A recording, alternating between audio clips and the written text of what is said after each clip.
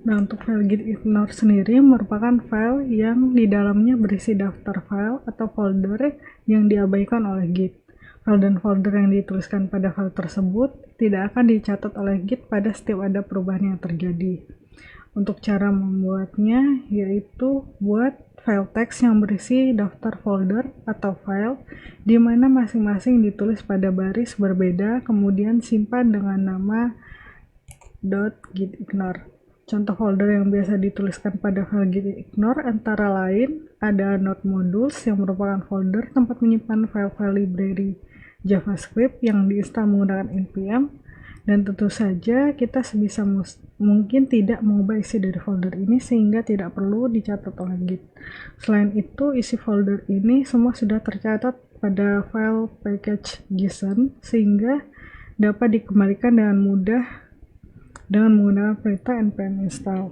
Kemudian ada folder vendor, hampir sama dengan folder node modules, tapi biasanya untuk menyimpan library selain JavaScript.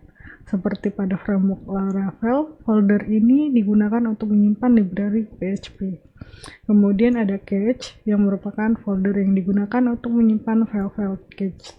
Selain folder di atas, ada folder atau file lain yang dapat disesuaikan dengan kebutuhan teman-teman. Yang perlu diperhatikan, file .gitignore ini sebaiknya dibuat pada saat awal pembuatan proyek. Kita bisa mulai membuatnya di folder yang sudah kita buat tadi, repository folder contoh proyek, kemudian new folder, buat .gitignore.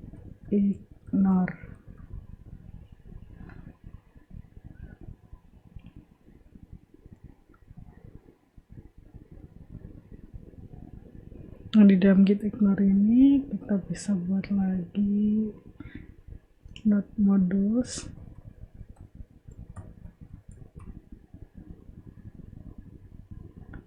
kemudian ada cache,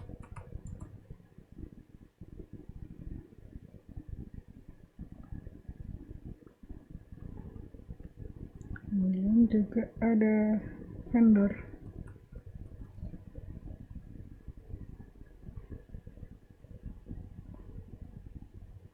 Dan juga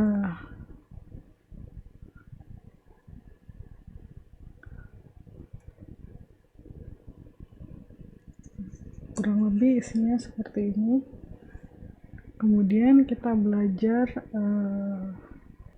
melakukan commit untuk melihat status file pada Git. Commit sendiri yaitu cara menyimpan catatan perubahan pada file dan folder yang ada pada repository sehingga tersimpan pada version control. Yang pertama, kita belajar mengenai status file. Ada beberapa status file yang ada pada Git dalam proses commit yang kita perlu pahami. Yang pertama ada on track, yaitu kondisi di mana file baru dibuat dan belum pernah didaftarkan ke Git. Ada add, yaitu kondisi di mana file baru sudah ditandai oleh Git dan siap disimpan ke version control untuk pertama kali. Ada modified, yaitu kondisi di mana sudah dilakukan revisi atau perubahan pada file atau folder, tetapi belum ditandai dan disimpan kembali pada version control. Ada stage, yaitu kondisi di mana sudah dilakukan revisi atau perubahan dan sudah ditandai, tinggal menunggu untuk disimpan kembali pada version control. Dan yang terakhir ada commit, yaitu kondisi di mana revisi atau perubahan pada file folder sudah tersimpan pada version control. Beberapa perintah yang digunakan berkaitan dengan status tersebut. Di situ ada perintah git add yang digunakan untuk mengubah status dari on track ke add atau dari modified ke stage.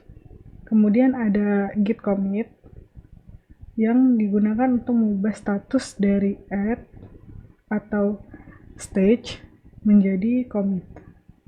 Kemudian ada git rm untuk menghapus file dari daftar status add dan juga get status yang digunakan untuk mengecek status saat ini. Kemudian di sini juga ada git restore. Di sini belum ditulis ya, ada git restore untuk digunakan sebagai cara untuk membatalkan perubahan sehingga kembali seperti semula, seperti sebelum dilakukan perubahan.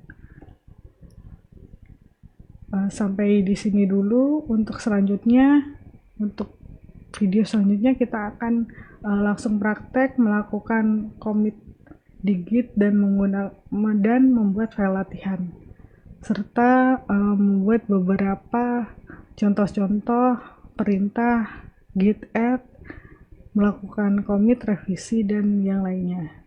Terima kasih dan selamat belajar.